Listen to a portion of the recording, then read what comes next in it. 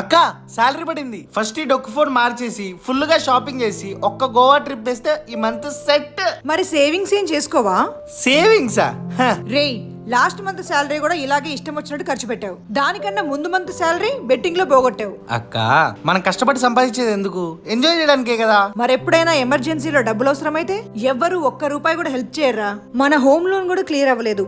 మనకు అసలు ఎలాంటి అసెట్స్ కూడా లేవు. మనం ఫ్యూచర్ కోసం ఫైనాన్షియల్ ప్లానింగ్ చేసుకోవాలి. నేను చూడు, లాస్ట్ మంత్ లైఫ్ ఇన్సూరెన్స్ కట్టుకున్నా, ఈ మంత్ హెల్త్ ఇన్సూరెన్స్ చేసుకున్నా. ఏ ప్లానింగ్స్ అని నీలాగా నాకు రావక్క. నాకు రావురా. ఫైనాన్షియల్ ప్లానింగ్స్ పర్ఫెక్ట్ గా చేసే వెల్త్ వేగన్ వాళ్ళు నాకు ఈ ప్లాన్స్ చెప్పారు. Wealth Wagon financial planning company. So నువ్వు కూడా వెంటనే వెల్త్ వేగన్ వాళ్ళని కాంటాక్ట్ అవ్వు. ఓకే అక్క, వాళ్ళని ఇప్పుడే కాంటాక్ట్ అవుతా. హలో, వెల్త్ వేగనా? చెప్పండి సార్, నేను ఫైనాన్షియల్ ప్లానింగ్ చేద్దాం అనుకుంటున్నాను. మీ అపాయింట్మెంట్ కావాలి. All best for your financial plannings.